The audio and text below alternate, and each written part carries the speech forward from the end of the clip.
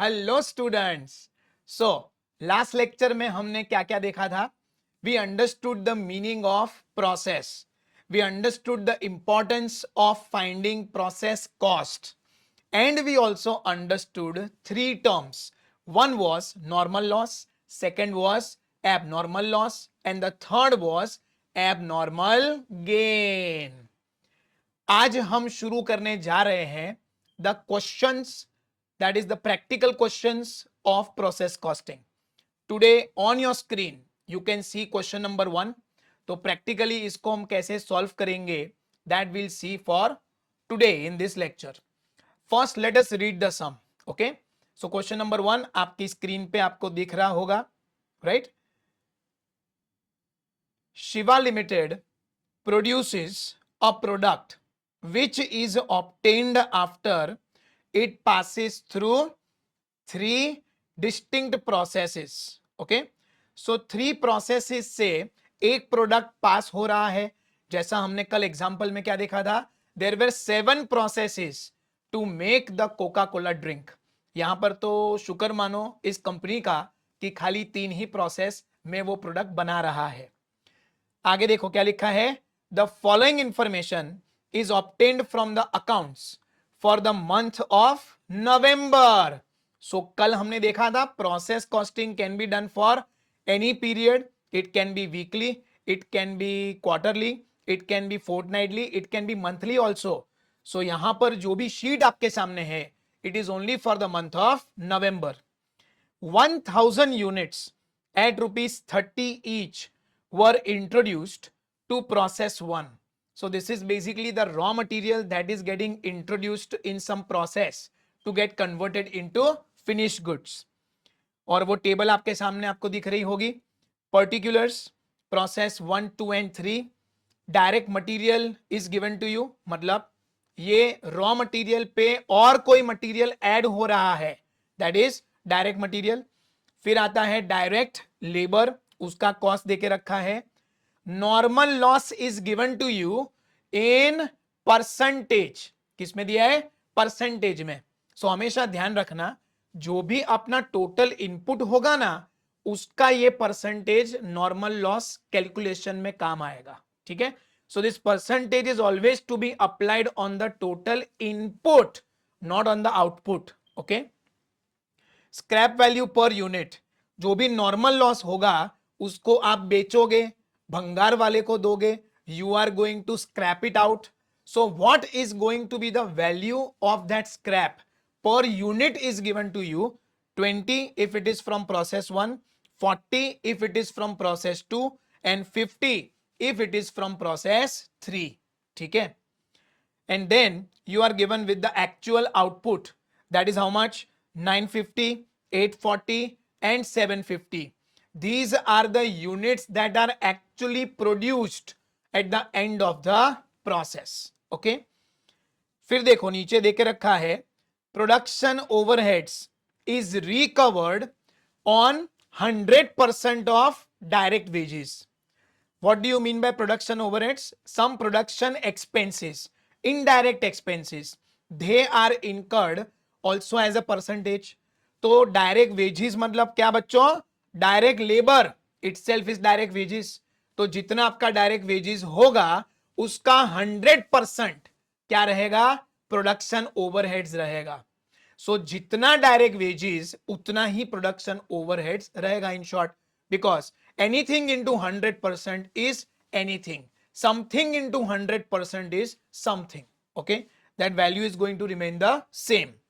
फिर आगे लिखा है there are no stock of material और work in progress at the beginning और at the end of the period. ठीक है, सो ना ही कोई ओपनिंग स्टॉक है ना ही कोई क्लोजिंग स्टॉक है. whether it is about raw material or it is about work in progress, you have no stock whether opening or closing. फिर आगे लिखा है the output of each process passes direct to next process and finally to finish stock account. So कहने का क्या मतलब है? Process 1 से जो गुड्स निकलेंगे वो कहां जाएंगे? प्रोसेस 2 में. और प्रोसेस 2 से जो गुड्स निकलेंगे वो कहां जाएंगे? प्रोसेस 3 में. लेकिन प्रोसेस 3 से जो गुड्स निकले वो कहां जाएंगे? फिनिश स्टॉक अकाउंट में चले जाएंगे, because after process 3 you do not have any other process pending. These goods have been converted into finished goods. Okay? और अल्टीमेटली आपको पूछा क्या है, बनाना क्या है? Prepare process accounts. So now this is our first sum. So we should know how to draw the format of process account, and along with that we have couple of working notes. For that also there is a predefined format. Okay? Process 1, तो ये आपके सामने process account का एक proforma है, format है. Can you see it clearly? ये आपको आपकी बुक में रेडी करना है. ठीक है? Particulars, unit, rate and rupees for the debit side, and again particulars, unit, rate, rupees for the credit side. Okay? And ultimately will be having the total, जैसा हर एक लेजर अकाउंट में होता है. Same format will go for process 2 as well as process 3. So ये 3 process accounts आपको आपकी book में पहले रेडी कर लेने होंगे. Along with that we also have a working note for calculation of units of abnormal gain or abnormal loss. फिलहाल हमें नहीं पता कि कौन से प्रोसेस में गेन आएगा, कौन से में लॉस आएगा. सो ये फॉर्मेट रेडी करके हम रख सकते हैं. In which you can also write total input, उसको हम नाम दे देंगे ए, उसमें से माइनस होगा नॉर्मल लॉस, तो हमें क्या मिलता था? Normal output. और फिर उसको हम कंपेयर करेंगे विथ एक्चुअल आउटपुट. तो दोनों का डिफरेंस आपको क्या देगा? ईदर एन एबनॉर्मल लॉस और an abnormal gain. Okay? And ultimately there is one more working note, calculation of process rate. उसकी भी फॉर्मेट आपको रेडी कर लेनी होगी. पर्टिकुलर्स, टोटल कॉस्ट ए, मतलब जितना भी खर्चा आपका एक प्रोसेस में हुआ है वो आपको लिखना है. माइनस क्या करेंगे आप? नॉर्मल लॉस की स्क्रैप वैल्यू. सो इन दोनों का डिफरेंस आपको क्या देगा? नॉर्मल कॉस्ट देगा. इस नॉर्मल कॉस्ट को हम किससे डिवाइड करेंगे? नॉर्मल आउटपुट के साथ, जो आउटपुट होना चाहिए था. तो आपको प्रोसेस रेट का वैल्यू मिल जाएगा. ठीक है? अब ये सब कैसे होगा? That will see systematically as and when we proceed with the sum. ठीक है? अभी 100% क्लैरिटी किसी भी कंसेप्ट में आएगी नहीं. ओके? Have patience. आप यहां पर स्क्रीन को पॉज करके ये फॉर्मेट्स रेडी कर सकते हैं. Okay? Fine. So assuming that you have pause the video and you are ready with the formats, we start off with the sum. Okay? So सबसे पहला शुरुआत करेंगे हम with this line that is marked in red. 1000 units at ₹30 were introduced in process 1. तो process account में पहले हम आ जाएंगे और वहां पर आप लिखोगे 2 यूनिट्स इंट्रोड्यूस्ड. कितने यूनिट्स इंट्रोड्यूस किए थे? 1000 यूनिट्स. और उसका रेट क्या था? 30. सो रुपीस कॉलम में क्या आएगा? 1000 इंटू 30, दैट इज 30,000 रुपीज. ठीक है? आपको दिख रहा है बच्चों? फाइन. ये हो गया अपना पहला entry, 2 units introduced. Okay? Fine. Process 1 में अब नेक्स्ट एंट्री क्या होगी? डायरेक्ट मटेरियल आपको देके रखा है. सो डेबिट साइड का वो एक्सपेंस है, to direct material, that is given to you directly in rupees. How much? 26,000. कोई एडिशनल यूनिट्स इंट्रोड्यूस नहीं हुए. Base unit raw material is 1000 only. उस पे एडिशनल मटेरियल का खर्चा हुआ है जो इन्हीं 1000 यूनिट्स पे एब्जॉर्ब होने वाला है. Okay? After that what is given to you? Direct labour, that is how much? 20,000. So वो भी एक एक्सपेंस है, तो will record it on the debit side. To direct labour 20,000. Okay? फिर क्वेश्चन में क्या दिया है? Normal loss is given to you. Now normal loss are goods going out. So you have to remember your trading account. Closing stock, sales, वो सब आप कहां record करते थे? On the credit side. So goods coming in और उस पे होने वाला खर्चा will be recorded on debit side. Goods going out and any income that we generate, we record on the credit side. Same thing has to be followed for process account also. Okay? So ये credit side पे आएगा by normal loss, ये आपको record करना है, and that is given to you as how much 5% of total input, 5% of total input. ठीक है, ये 5% दिख रहा है, ये 5% हमेशा आपको इनपुट पे ही लागू करना है। And what is the value of the input in units? 1000, you can C over here. So 1000 units, ठीक है, इनटू 5%, तो आपको यूनिट लॉस मिल जाएगा। How many units are you going to lose in this process? 5% of 1000, that is 50 units. अब ये units का हम क्या करेंगे बच्चों? इसको बेचेंगे। किसको बेचेंगे? भंगार वाले को बेचेंगे। We are going to scrap these units, okay. And what is the scrap value given to you? 20 rupees.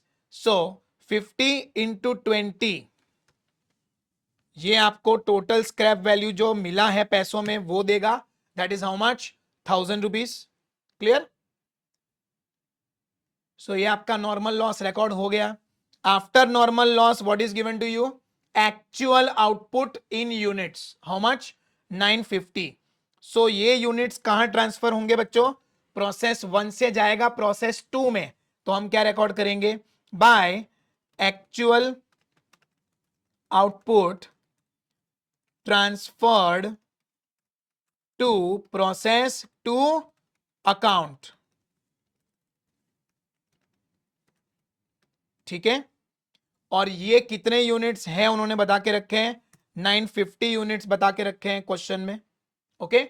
फिर क्वेश्चन में एक और चीज हमें रिकॉर्ड करनी है, production overhead is recovered on 100% of direct wages. Okay, so tell me what are the direct wages? Direct labour, तो वही आपका क्या हो जाएगा? प्रोडक्शन ओवरहेड्स का खर्चा। खर्चा है इसीलिए कहां रिकॉर्ड करेंगे? On the debit side. And how are you going to calculate that?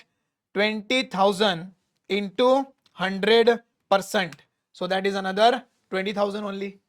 ठीक है, सो ये सारा खर्चा रिकॉर्ड हो गया। नाउ क्वेश्चन में जो भी इंफॉर्मेशन दी है उसको रिकॉर्ड करने के बाद, ठीक है, टोटलिंग करना पड़ता है एक लेजर अकाउंट का। इसमें हम सबसे पहले टोटलिंग किसका करेंगे? यूनिट कॉलम का टोटल करेंगे। ठीक है, तो मैं आपसे जब जब पूछूंगा सबसे पहला मुद्दा, तो आपका जवाब क्या होना चाहिए? यूनिट कॉलम को टैली करना। ठीक है, सो यूनिट कॉलम को टैली करना है हमें, और आप देख सकते हैं कि यहां पर ऑलरेडी वो टैली हो चुका है। 1000 units on the debit side and 1000 units on the credit side, तो इसको टैली करने की जरूरत नहीं है। It has automatically got tallied, indicating you that there is no abnormal loss and there is no abnormal gain. ठीक है, फिर भी हमारा जो वर्किंग नोट है उसमें हमें लिखना पड़ेगा 1000 यूनिट्स का हमारा इनपुट था। What was the normal loss anticipated? 50 units. So what was the normal output expected? 950. And what is the actual output that you have got? That is also 950. So finally there is no abnormal loss, there is no abnormal gain in this. जो सोचा था वो हो गया, expectations matched the reality, so there is no deviation, okay। So units column को tally करने का question हमारे सामने नहीं रहा। ठीक है, अब वापस आ जाते हैं प्रोसेस पे। अब मैं आपसे पूछूंगा दूसरा मुद्दा, तो आप क्या बोलेंगे? रुपीस कॉलम को टैली करना। पहला मुद्दा यूनिट कॉलम को टैली करना, दूसरा मुद्दा रुपीस कॉलम को टैली करना। Is rupees column getting tallied? No. 96,000 on the debit side, और अभी तक 1000 रुपीज ही हुआ है on the credit side.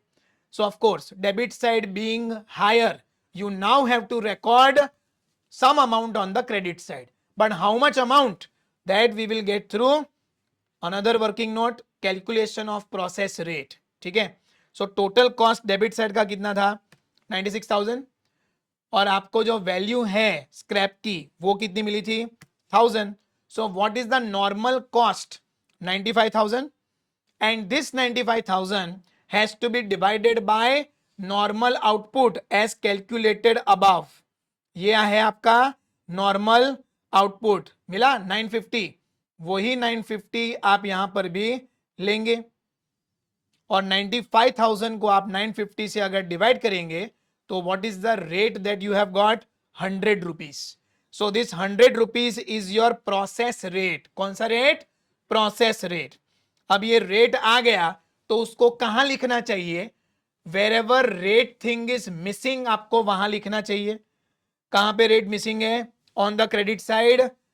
Actual output कौन सी वैल्यू पे ट्रांसफर करे आपको ये नहीं पता था, तो ये हमने पता कर लिया. Process rate has come to 100. अब आपका फाइनल वैल्यू क्या आएगा?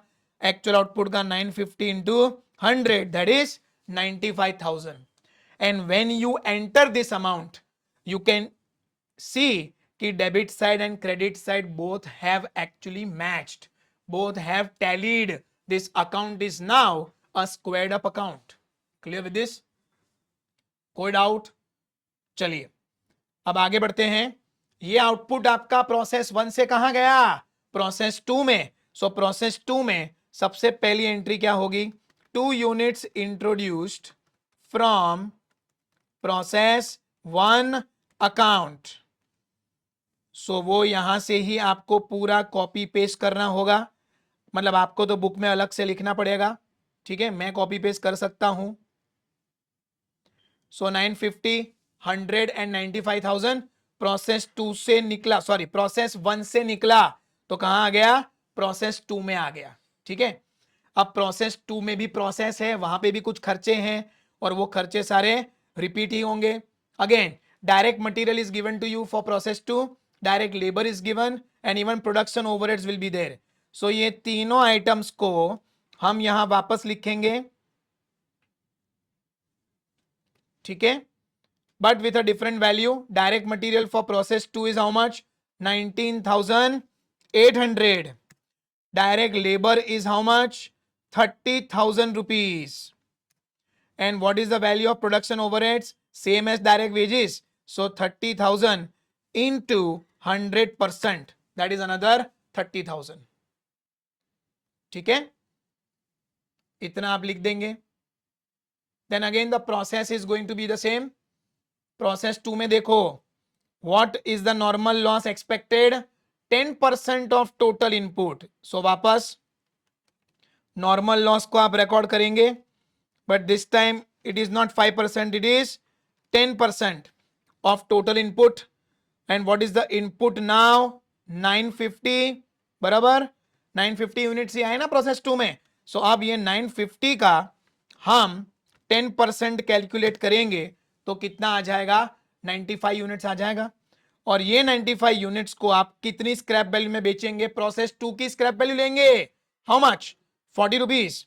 सो 40, 95 इंटू 40 दैट इज 3,800 रुपीज.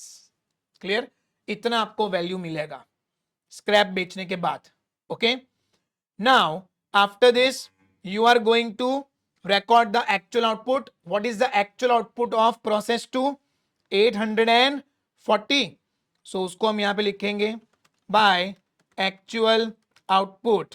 और ये कहाँ ट्रांसफर होगा? Transfer to process 3 account. That is given to you as how much? 840 units. लेकिन ये किस रेट पे जाएगा अभी हमें पता नहीं है, उसके लिए तो वर्किंग नोट आएगी ना. सो एक्चुअल आउटपुट रिकॉर्ड हो गया. प्रोडक्शन ओवरहेड्स हमने पहले ही रिकॉर्ड कर लिया था. अब प्रोसेस 2 में कुछ भी रिकॉर्ड करने लायक बाकी नहीं है. So the moment you are done with all the recording, सबसे पहला मुद्दा, यस, यूनिट कॉलम को टैली करना. Is unit column getting tallied in process 2? No. Debit side का टोटल आ रहा है 950, क्रेडिट साइड का टोटल आ रहा है 935. सो कहीं ना कहीं यूनिट को हमें अभी मैच करना होगा और उसी के लिए तो हमने बनाया है ना बच्चों working note, calculation of units of abnormal gain and abnormal loss. So total units of input is how much? 950. Normal loss expected was 10%, that is 95. तो आपका नॉर्मल आउटपुट कितना निकलना चाहिए था? 855. लेकिन आपका आउटपुट निकला कितना? ओनली 840. सो 855 एक्सपेक्टेड था लेकिन हुआ कितना achieve? 840. So what have you lost additionally? 15 units. जो सोचा था वो हम अचीव नहीं कर पाए. and we lost extra 15 units. So this 15 is what? Units lost. So it is called as abnormal loss. Loss over and above normal loss is abnormal loss. Clear? अब ये लॉस्ट है, यूनिट्स बाहर गए, तो उसको रिकॉर्ड कहां करने का? On the credit side. ठीक है. सो bye abnormal loss account, and this is going to be your balancing figure. ठीक है. इस अकाउंट में भी आप बैलेंसिंग फिगर कैलकुलेट कर सकते थे. 950 माइनस 95 माइनस 840 हमने वही किया है. Okay, in the working note. So abnormal loss का वैल्यू हमेशा कौन सा रहेगा? It will be the balancing figure. So पहला मुद्दा सॉल्व हो गया. 950 on the debit side has matched with 950 on the credit side. दूसरा मुद्दा क्या था बच्चों? बोलो. रुपीस कॉलम को टैली करना. क्या रुपीस कॉलम टैली हो रहा है? No. 1,74,800 on the debit side and 3,800 on the credit side. तो उसी के लिए तो बना है ना working note number 2, that is calculation of process rate. So total cost कितना था? 1,74,800. Right, you can confirm 1,74,800. Normal loss की स्क्रैप वैल्यू आपको कितनी मिली थी बच्चों? 3,800. So what should have been the normal cost? 1,71,000. Difference between these to.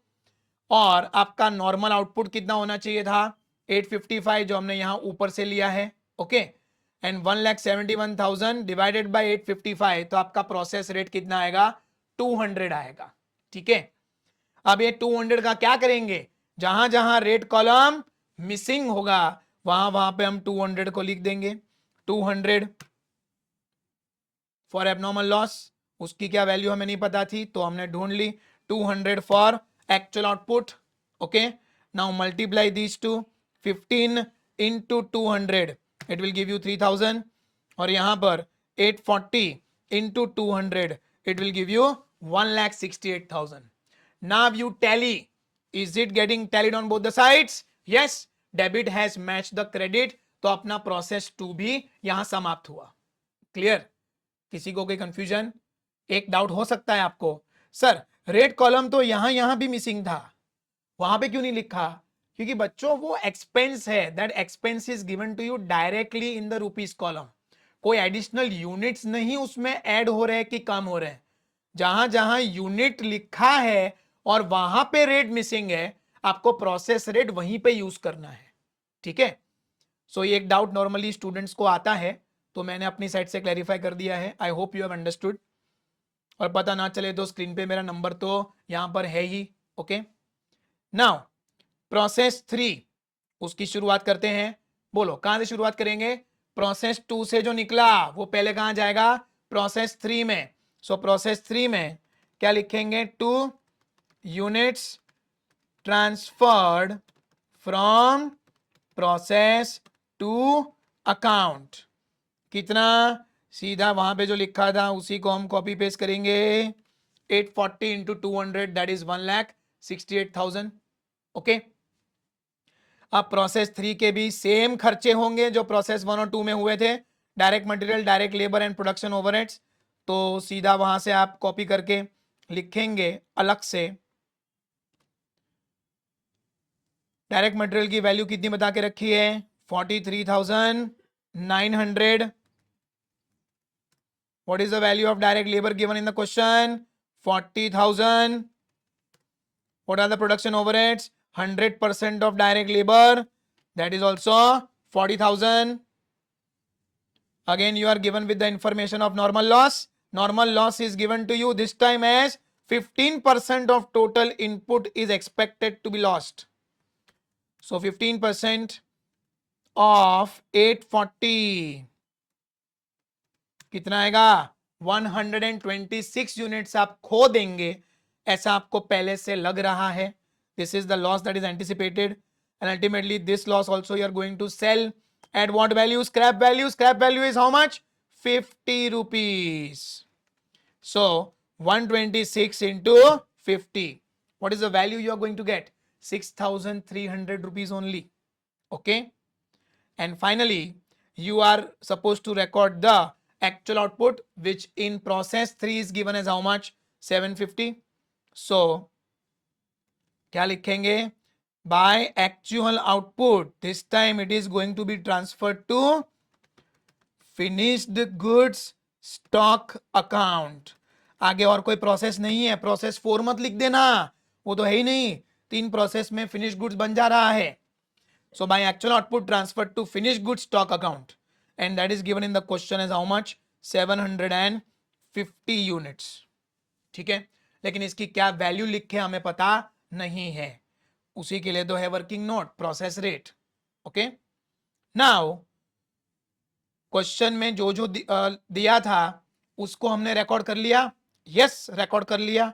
तो सबसे पहला मुद्दा, यूनिट कॉलम को टैली करना. And is the unit column getting tallied for process 3? The answer is no. 840 on the debit side and this time 876 on the credit side. तो जो सोचा था उससे हमने ज्यादा अचीव कर लिया. ठीक है, अल्टीमेटली यूनिट कॉलम को टैली करने के लिए ये वर्किंग नोट बना है. Okay, what was the total input? Total input was 840 in process 3. What was the expected loss? Normal loss 126. तो आपके यूनिट्स कितने आने चाहिए थे? 714 ओनली यू वर एक्सपेक्टिंग. ठीक है, पर उसके सामने ये प्रोसेस ने निकाल कितने दिए units? 750. So there is a difference of how much? 36. अब सोचो, अच्छा हुआ कि बुरा हुआ? अच्छा हुआ. सोचा कम था, हो ज्यादा गया. You had expected an output of 714 units, लेकिन मिल गए कितने? 750. सो 36 units is your gain. Which gain? सोचा नहीं था वैसा gain, that is abnormal gain. Okay, अब एबनॉर्मल गेन है, यूनिट्स अपने को मिले हैं, तो वो कहां पे रिकॉर्ड होगा? On the debit side record होगा to abnormal gain account. Again, this is going to be your balancing figure. और ये कितना देके रखा है आपको? 36 हमने कैलकुलेट किया ना, सो बैलेंसिंग फिगर भी यही आता. So now the unit column has tallied. पहला मुद्दा खत्म. चलो दूसरा मुद्दा, रुपीस कॉलम को टैली करना. और रुपीस कॉलम को टैली करने के लिए you have the working note, calculation of process rate. Total cost for process 2 is how much? जो टोटल कॉस्ट आपने अभी तक रिकॉर्ड करी है वही लेंगे. ठीक है, 291,900. And what about the normal loss scrap value given to you? 6,300. And what was the normal output expected? 714 units. तो वो लिखने के बाद आपका प्रोसेस रेट कितना आएगा? 400 आएगा. 285600 डिवाइडेड बाय 714. ओके, अब ये प्रोसेस रेट आ गया, तो उसे कहां कहां लिखेंगे? जहां जहां यूनिट था और उसके बाजू में रेट मिसिंग था, वहां वहां लिखेंगे. तो सबसे पहले 400 यहां पे आ जाएगा, इसकी वैल्यू आ जाएगी 3 लाख रुपीस. और वही 400 यहां पे 36 के बाजू में भी जगह खाली है ना, सो 36 into 400, that is 14,400. Check for yourself. Is process 3 account tallied? Yes. Commerce में हमेशा जब भी डेबिट और क्रेडिट टैली होता है, हेवनली फीलिंग आता है. Okay, so which we have got over here regarding all the 3 processes. Process 1 tally, process 2 भी टैली और प्रोसेस 3 भी टैली. ओके, और ये आपकी वर्किंग नोट्स ऐसे ही बनानी है. तो इसी के साथ हमारा ये सम आज कंप्लीट होता है और आज का ये लेक्चर भी. तो बस फिर आज के लिए इतना ही. Okay, bye.